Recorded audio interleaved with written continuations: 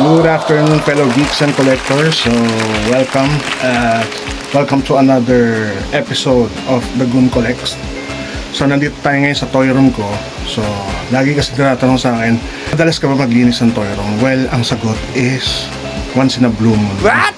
Katulad ngayon, it's been more than 2 years na akong hindi nakapag-alikabok dito. So, kasama yan sa kinokolekta natin mga alikabok.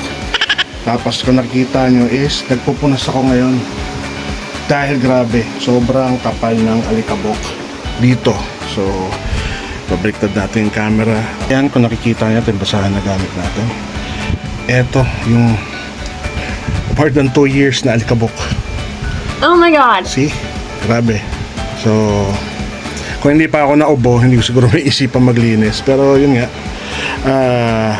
bilang part na rin ng, since naglinis na rin naman ako, why not, naisip ko na ipakita ko na rin sa inyo yung mga toys na kinolet ko all these years. So nag-start ako mag-collecting siguro mga late 90s. So mga paisa-isa lang yan kasi hindi ko pa naman afford dati. Tapos nadagdagan nung after college, yan, syempre nagtatrabaho ka na.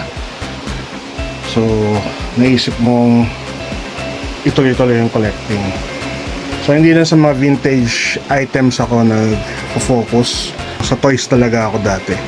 So, lately na lang ako na-involve sa mga, yan, katulad yung mga vintage bottles, mga vintage memorabilia, pero usually sa toys talaga. Tapos, eto pala yung inad natin dito sa toy room ko, yung mga palengke toys. So, dinagay ko na rin dito yan. Para tuwing papasok ako, meron akong reminder ng mga time na sa mga simpleng gantong laruan lang is masaya na tayo. Diba? Kasi ito siyempre, Rambo. Diba? Sino nagkaroon ng Rambo sa inyo? So, hindi ako nagkaroon yan ng bata. Pero sa sobrang iconic niyang Rambo na yan, yung double B na yan is nagtabi tayo dito at dinisplay natin. So ayan, pakita ko mamaya pag nalinis ko na. Pero quick ano lang naman to, quick toy room tour and update. So sana mga magustuhan nyo, mga nagfa-follow sa akin, sana marami pang sumunod na mag-follow sa aking page, sa TikTok, sa YouTube, sa lahat ng social media. So yun lang, maglilinis muna tayo. Alright, so ayun na nga mga kadagun collects ko, mga collectors dyan at mga mahilig sa toy. So yun na nga, yung ano na yan, importante yan kasi yan yung mga dalas ng anak ko dati. So nilagay ko pa rin dyan. Actually yung mga iba niya nandito, yung mga iba nandito. Nag-explain bigla no? Nakakita na ng Barbie. So yun nga, ito yung toy room namin. So pagpasok mo, ito kagad yung makikita mo. So ayan yung mga alkansya natin na nangunguha ng coins. Si Godzilla, yung pusa, si No Face nga ba? Anyway, yun nga, Spirited Away. So meron ako mga ilang Funko Pop, syempre mga local, 13. So sobrang fan ako ng 13. John Wick, Hannibal, Darna, Jollibee. Ito yung Red series nga ba ito, nakalimutan ko na sa DC. Tapos mga Ratfink. So konti lang, yan lang. Hindi ako into Funko talaga, hindi ako mahilig dyan. So ito yung toy ko, dati na nirelease ko, original ko yan. Tapos ito mga bands, more on hardcore punk. So yan ang unang bubungad sa'yo. Dito sa kabila, ito yung dating cabinet ko. So meron dyan mga nakaano pa, mga tawag dyan, mint pa yan. Tapos meron tayo dito mga bootleg toys, palengke toys. Kita nyo.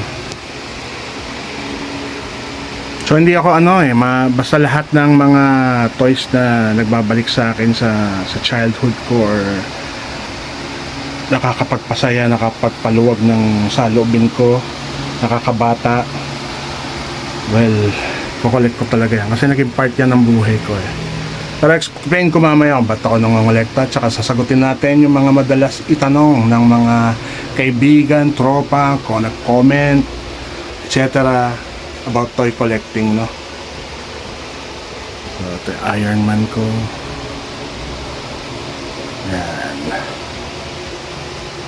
So, favorite ko si Iron Man. Obviously.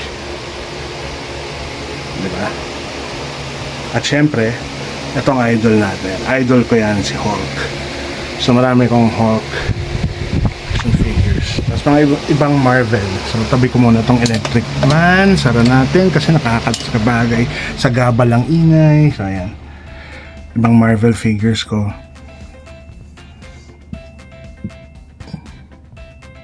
Diba? So bawas na, marami na ako nabawas o nabenta sa mga luma ko, lalo na yung mga Marvel Legends ng Toy Biz. Marami na ako nabitawan dyan. Dahil mas focus na ako kay Hope at Iron Man. Tapos syempre, ito, all-time favorite ko nung bata, Dragon Ball. Yung pa yung lumang poster ko ng Dragon Ball dati nung bandang high school ako. Yan na lang yung natira, yan yung isang natira. Tapos ito.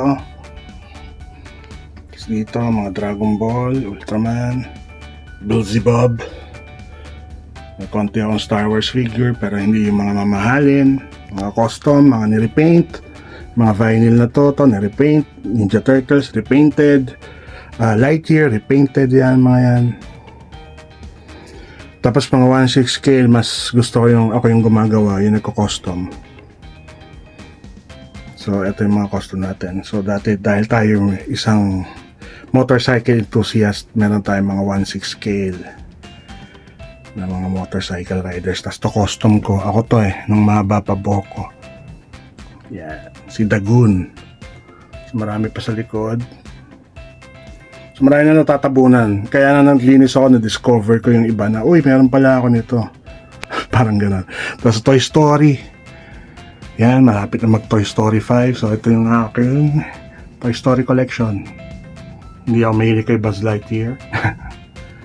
Tapos mga Woody. Basta, dati kung ano makita ko, binibili ko Alam mo yun. So, someday, mapapakinabangan lahat to. Siyempre, ng anak ko. Diba? Mapapamana ko rin sa kanya to. So, siya na bahala dito someday. Mario, Doraemon. Yan pa mga iba. So iba yung laman dito sa toy room ko kaysa sa studio, di ba? Nakita nyo naman na. So ito yung mga Voltes 5 ko. Diba? I love Vortex 5. Tapos yan nga, Legacy. Siyempre ito, Forbidden Planet si Robbie the Robot. Tapos yan pa mga Voltes 5. Ang damakmak na box ng Iron Man, ng Hellboy. So ayan mga ka-addict sa toys. Yun lang. Nakita ko lang ang aking toy room. Masaya ako ngayon. May na-accomplish ako ngayong araw. At least nakapagpunas tayo. Nagkaroon tayo ng time para gawin yan. Siyempre yung carpet ko. So ayan, maraming salamat. Sana gustuhan nyo yung mga collection ko. Diba? Sa mga katol ka na nandyan, keep on collecting, spend wisely. Galing sa akin no? Alright. So maraming salamat. Ito pa pala, sorry. Ito yung aking mga cross collection. Yan, mga Japanese delinquents, high school delinquents na mga hindi naman mukhang high school. So yan.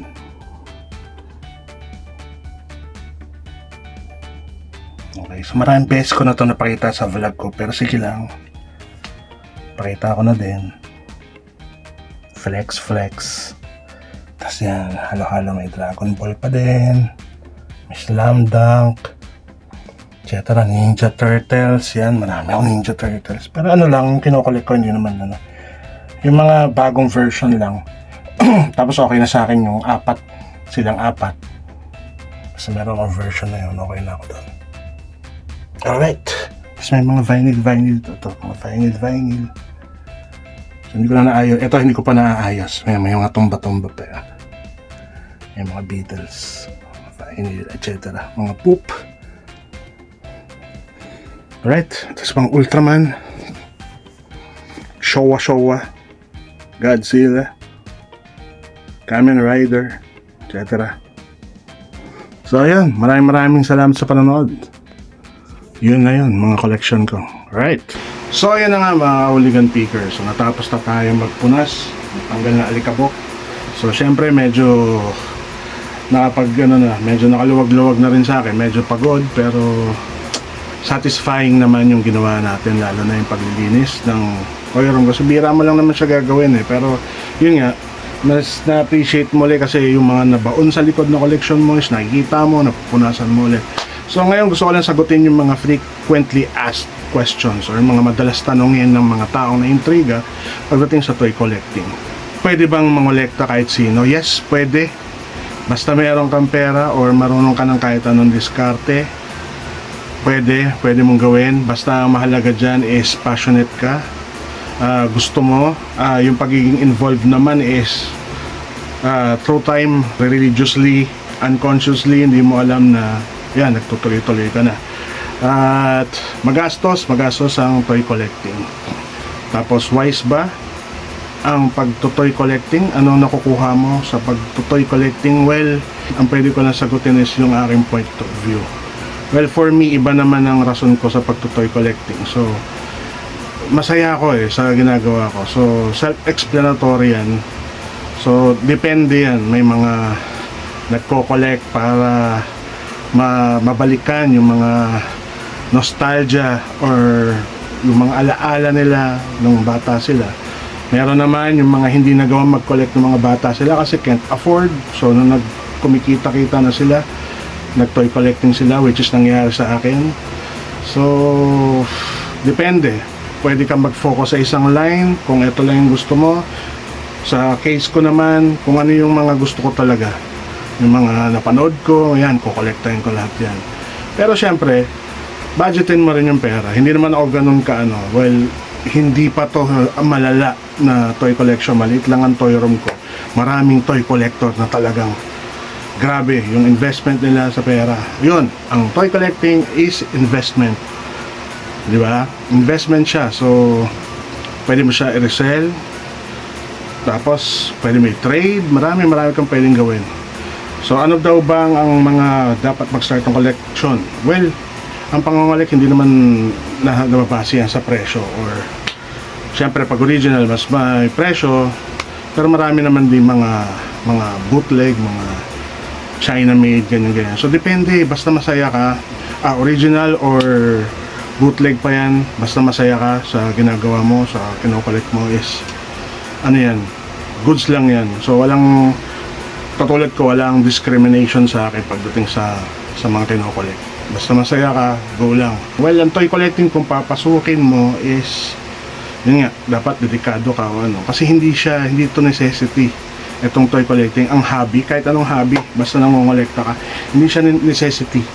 Luho siya. Yan, di ba? Kung salita, luho siya.